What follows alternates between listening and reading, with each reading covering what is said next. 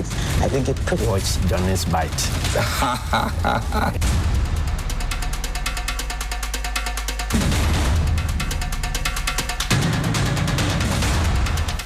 Bismillahir Rahmanir Rahim. Alhamdulillah Rabbil Alameen. Hasbunallah wa ni'mal wakil.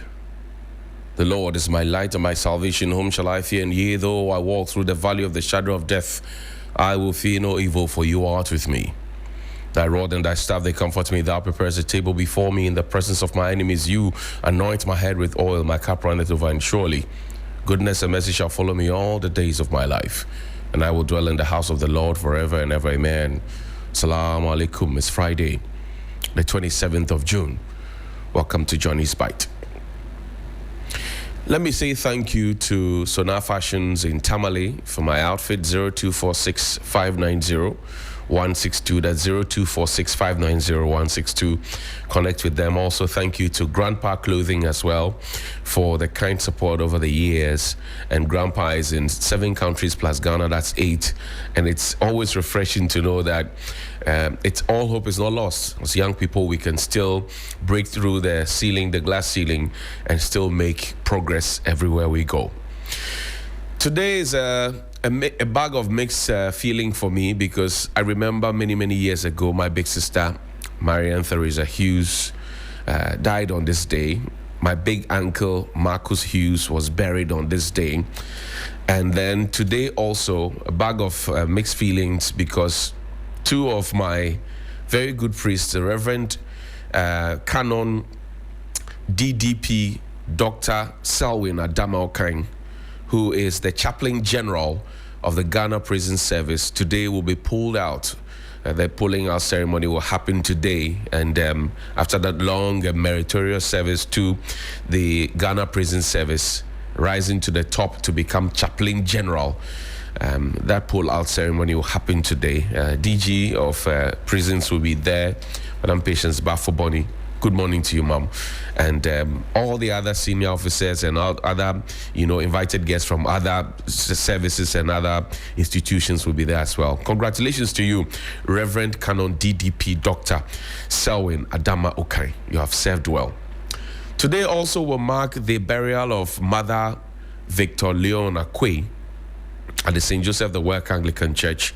The service will happen this morning, and today also marks his birthday, the birthday and the burial of his wife. That's why I call it a bag of mixed feeling. Reverend Canon Victor Leon Adongmai Akwe. Well, may she rest in peace, and may Father be comforted in these trying times. Now, having said that, let's begin. Yesterday, the lights went off. The Electricity Company of Ghana had some notice for us. I quickly want us to do that as part of our corporate social responsibility, and also as a public service announcement. This is dated the 26th of June 2025. Outages due to heavy rainstorm. The Electricity Company of Ghana wishes to inform our cherished customers that the heavy rainstorm that hit parts of Greater Accra region today, Thursday 26th of June 2025, has caused outages within our network. ECG wishes to assure all affected customers that our engineers are working assiduously to repair the faults and restore power supply. Individual localized outages and incidents of falling or sagging conductors within customers' vicinities should be reported to ECG call center 0302 611 611. That's 0302 611 611, the nearest ECG office, or reach us on our social media handles via at ECG Ghana, ECG GH official on Facebook, X, or Instagram for prompt intervention. We thank our cherished customers for their understanding and cooperation. What is left, ECG, is that this 0302 611 611 should be made a toll-free. Follow the example of Ghana Water Company. We can't have problems that were not caused by us, and then when we are calling you to fix it, we have to bear the cost. I've said this more than 10 years. ECG has not listened. I started saying it. Ghana Water Company, Stanley Marty and his team, they listened and they brought us toll-free. So ECG, this one, we are putting it in your Iowa or Kenwunyekami, as they say, you to bring us toll-free so that the citizens can call you and report freely illegal connections, etc. This morning also, I want to give a big thumbs up to Professor H. Kwesi Prempeh and his team at the Constitutional Review Committee, and they are putting together a stakeholder engagement for the diaspora community. It's happening tomorrow, Saturday, 28th of June, 2 p.m. to 6 p.m., I'm told. And these are the ways to connect. It's live. It will be streaming live on Facebook, on X, and then on YouTube at CRCGH25. At CRCGH25, you can connect. And if you want to call them, the number is 053-999-3652. That's 053-999-3652. Constitution Review GH.org.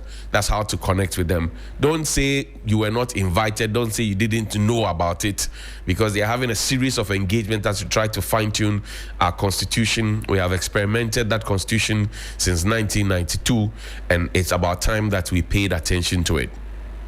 Again, the Ministry of Interior, and they've declared Friday, the 4th of July 2025 as a public holiday. As I'm sure you are aware, 1st July will be on a Tuesday, but there's a new law in town, and I'll share the details of that law with you subsequently. But let's go to Parliament. You know that Media General produced a documentary called Unim Red, or Hooked on Red.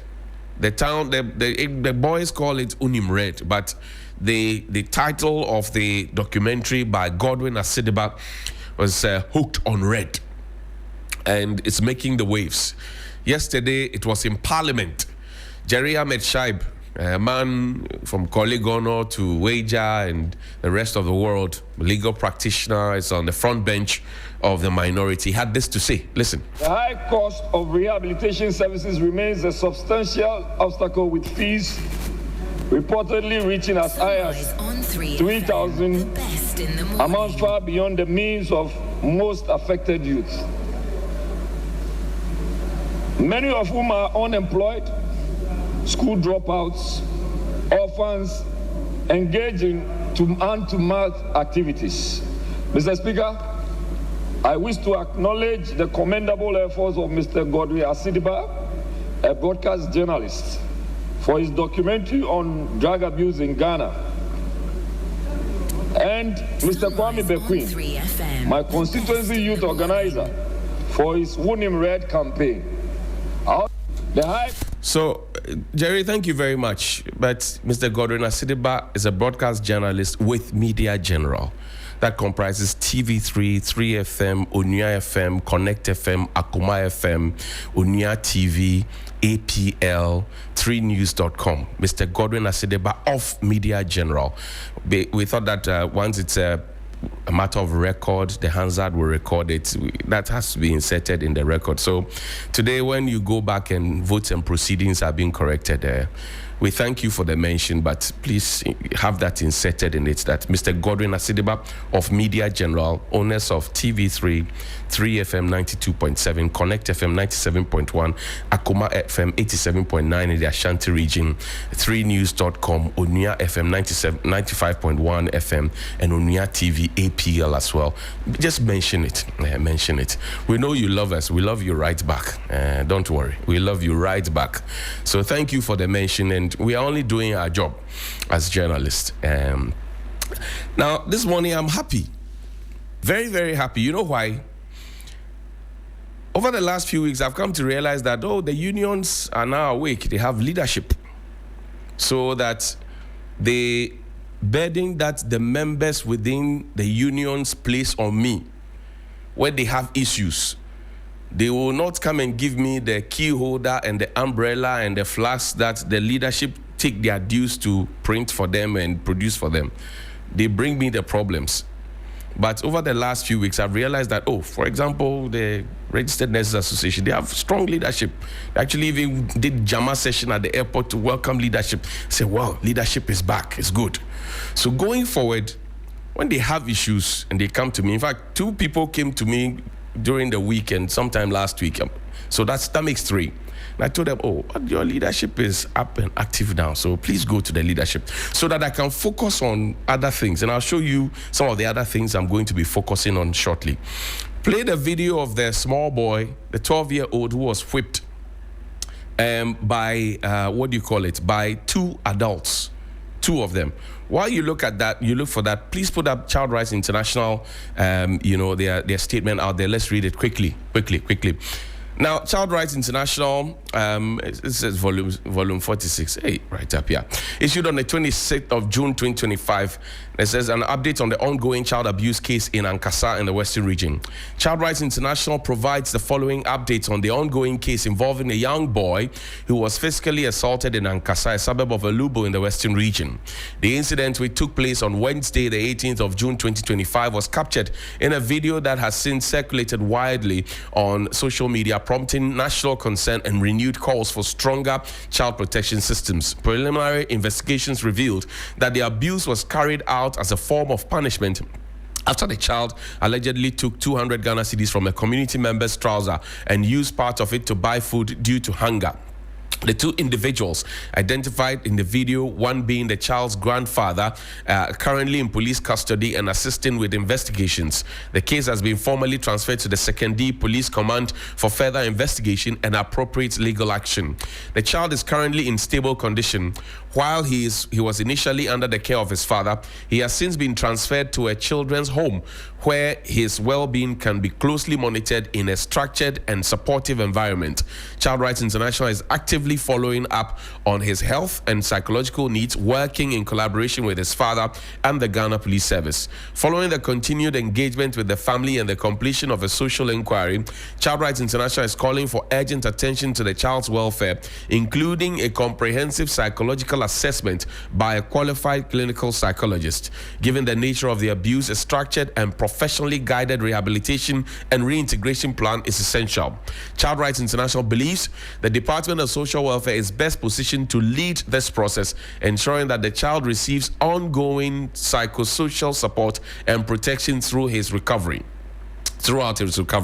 Additionally, we will also closely monitor the legal proceedings to ensure that the case is handled swiftly and fairly, with the child's best interest upheld at every stage. We also urge the relevant authorities to ensure that social welfare remains actively involved in the broader support system for both the child and his family moving forward. Child Rights International will continue to follow the case closely and advocate for every step necessary to protect the child and uphold his rights. We remain firmly committed to safeguarding the rights of all children and ensuring they grow up in a safe and supportive and dignified environment. Signed, Bright Apia, Executive Director. So this is the update for those who have been, coming to my inbox to ask me. The child is safe, but Child Rights International is asking for some more help, psychosocial, etc., all those things.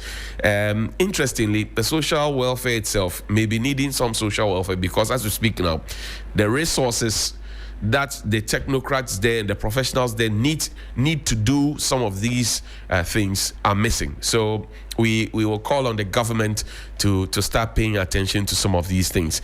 State institutions must be made to work. Now, let's go to Parliament briefly. Let's look at the new law. 1st of July is back. The 1st of July, the day Ghana became a full republic, is back. Not so long ago, it was literally taking off our books, if you will. We were not celebrating it as we should, the day we became a republic. But this is the 20th of June, a memo that came from the executive. It says Public Holidays and Commemorative Days, Bill 2025. The object of the bill is to amend the Public Holidays and Commemorative Days Act 2001, Act 601, to provide for Shark Day and the 1st day of July as statutory public holidays. The Public Holidays and Commemorative Days Act 2001-601 establishes the legal framework for the observance of public holidays and commemorative days in the country. Act 601 sets out days that are to be observed as public holidays and commemorative days. With the evolution of time, however, The list of public holidays and commemorative days and the method of observance of these days have undergone various changes to reflect the national priorities of the time.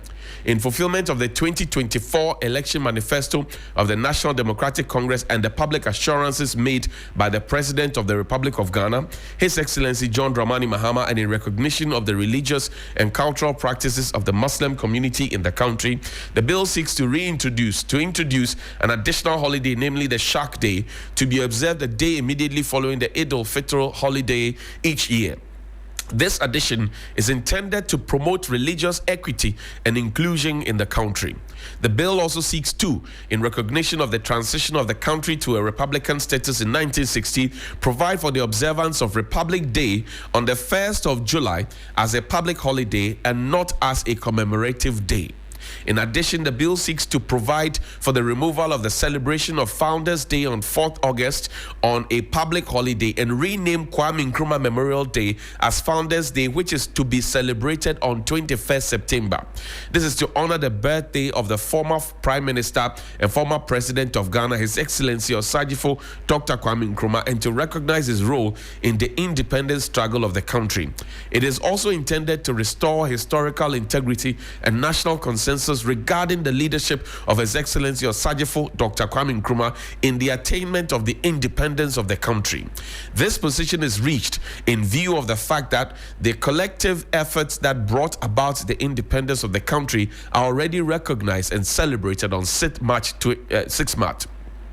Furthermore, the bill seeks to empower the president to, by executive instrument, declare Monday, the Monday immediately before or the Friday immediately following a Tuesday, a Wednesday, or a Thursday to be observed as a public holiday. So there's transposition of the holidays. Now, this arrangement, however, does not apply to a religious holiday. The arrangement will boost tourism, ensure work-life balance, and generally enhance productivity by minimizing midweek disruptions. This is also in line with the international best practices. Clause 1 of the bill amends Section 3 of Act 601 to empower the President to, by executive instrument, declare any other day to be observed as a public holiday instead of a day provided under Section 1 of Act 601, where the President is satisfied that it will be inexpedient to observe that day as a public holiday. The clause also empowers the President to, by executive instrument, declare a public holiday to be observed on the Monday immediately before a Tuesday, Wednesday, or a Thursday, on a Friday immediately following a Tuesday, Wednesday, Thursday, where the public holiday falls on Tuesday, a Wednesday, or a Thursday. Under the clause where a public holiday falls on Saturday or Sunday, the President is empowered by executive instrument to declare the public holiday to be observed on the Monday immediately after that Saturday or Sunday, or on the Friday immediately after that Saturday or Sunday. So we are clear. Clause 2 amends Section 7 of Act 601 by adding on to the definitions of expression used in the bill. The first schedule to Act 601 is amended under Clause 3 to expand the list of public holidays by the inclusion of Shak Day and Republic Day in the list of public holidays. The Republic Day was previously observed as a commemorative day. The amendment also revises the name of the Workers' Day holiday to Labor Day, removes the celebration of Founders' Day on 4th August as a public holiday, and renames Kwame Nkrumah Memorial Day as Founders' Day, which is to be celebrated on 21st of September. Under Clause 4, the second schedule to Act 601 is amended by the removal of Republic Day from the list of commemorative days, leaving Africa Union Day as the only commemorative day. Muntaka Mubarak is a minister for the interior, is also a member of parliament, and that is what we have here, a member of parliament for Aswansi. So the holidays are coming up, and 1st of July will be celebrated. It will be on a Tuesday, but as this new law says, once it fell on a Tuesday, Wednesday will come, Thursday will come, and we will mark it on the Friday, the 4th of July. So lace your boots, get your loins, and let's get ready to rumble, as they like to call it. Now, there's a video of 2 young men being manhandled and harassed. We have not even finished. Did you find a small boy's video? Quickly, let's play that video. Yes.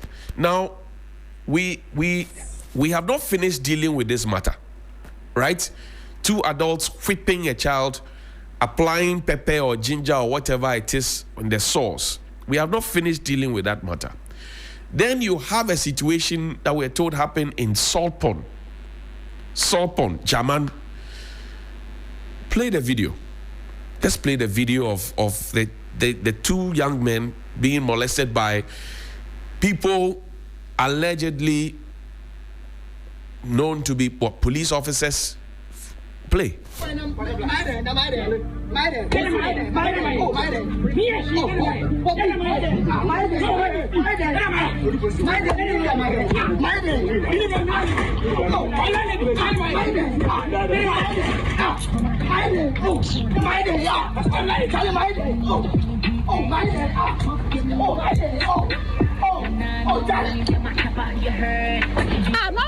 Sunrise on 3FM, the best in the morning.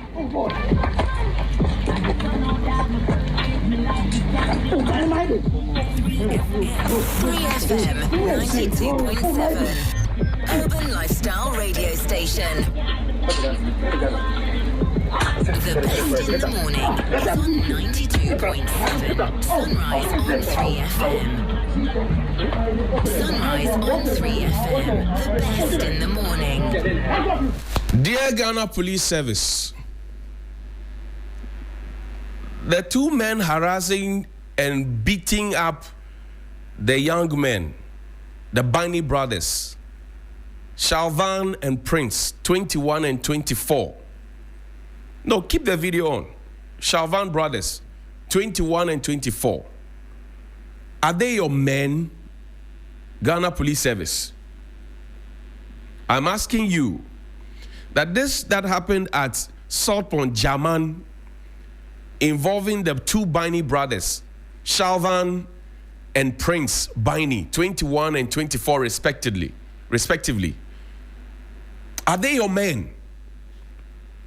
The people we saw handcuffing them, and I think the other one is a baby police, kicking them and slapping them and hitting their neck and the back of their heads and, throwing them onto the ground and all that. Are they your men? IDPO, are they your men? Because when I saw it the first time, I thought it was a wrestling. Hulk Hogan and somebody trying to do themselves dirty in the ring.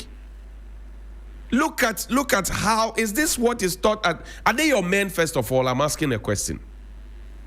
Are they your men in Salt Pond, Jama? Are they your men? I'm asking, are they your men? That's the first question. What did they do? And you could hear repeatedly in the video the guy saying, what have I done? I thought that international best practices was that when you are going to arrest somebody, you have to tell the person what you have done, and even to tell the person in a language that they understand, and even to insist and ask the person that, look, you have a right to counsel, all those things that I thought that is taught in the school, the police academy, the colleges. So are they your men? That's one.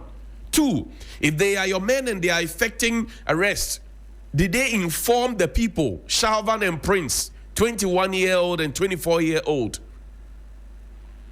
that this is the situation? This is why you are being picked up? That's two. Three, is that a rented apartment belonging to a certain Madam White? Madam Cecilia White, is that an apartment belonging to a certain Madam Cecilia White? And did the boys, Shalvan and Prince, come from Kaswa to come and rent a building at an apartment at Salt Pond, Jaman?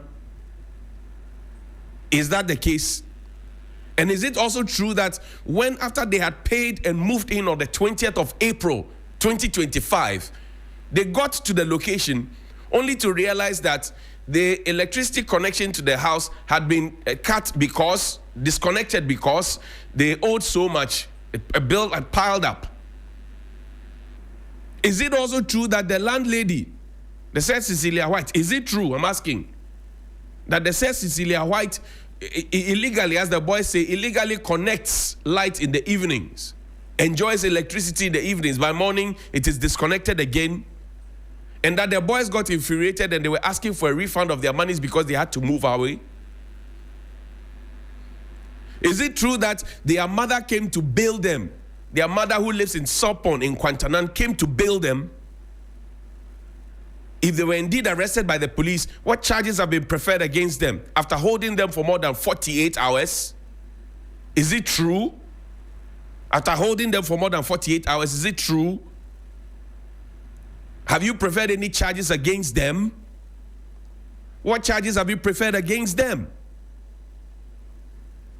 And why would they be handled in such a manner? I keep telling people that if indeed these are policemen, one day they will be on retirement, they will live in the same neighborhood and the same area. One day they will be on retirement, they will live in the same area.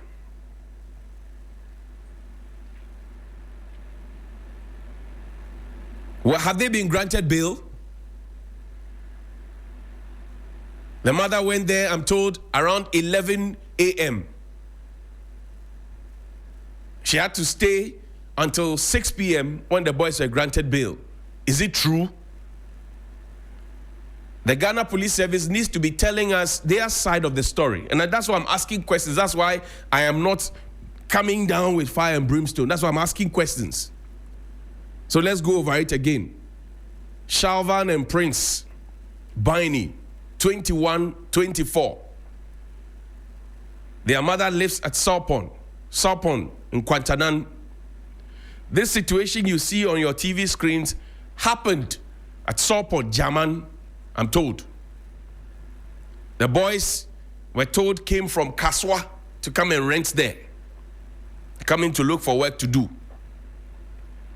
When they got there, the understanding was that they were going to have electricity supply. But they realized that the power to the home has been disconnected. So they raised questions and they asked for a refund. Then they claimed that the landlady called for their arrest. This is the arrest you are seeing. I'm just taking them one after the other because I finished asking the question. Now I'm putting it together the way the narrative was given to me, with video evidence. Their mother came from Southport in Kwantanan to come and bail them when she heard that her sons had been arrested, 21-year-old, 24-year-old. She got there at 11 a.m., sat until 6 p.m. when the boys were released. And I'm asking a simple question. What did they do? What is their charge? Have they been taken before a court of competent jurisdiction? Does this qualify as human rights abuse? Is this how police officers are trained? Is this how they're supposed to be effecting arrest? And you can see clearly in the video, and this one, I'm not the one saying it, you can see clearly in the video. Nobody's explaining to you what you have done. Nobody is telling you where you are being taken to. It's a basic question. Very basic questions. Look, find me Jerry Ameshai's video again. Find me the Godwin Asideba's thing. Ghana Police, good morning to you. I'm sure that in the next few hours, we should be reading a love letter from you.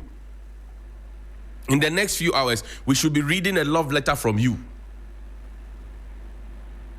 Where the boys giving medical forms to go to the hospital because the way they were being slapped and their necks were being pressed and all of that, they were being thrown onto the floor. They certainly need medical help if it is indeed the police that arrested them in this manner.